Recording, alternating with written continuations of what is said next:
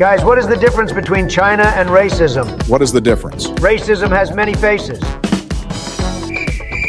Check this one. What do you call a Mexican who lost his car? What do you call it? Car loss. This was good, but I have a better one. Come on, Obama. Knock, knock. Who is there? It's your dad. Hey, motherfucker, you know that my dad is dead. Yes, I know. I was just reminding you.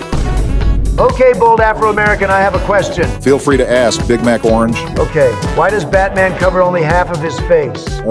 Why? To let the police know that he is not a nigga.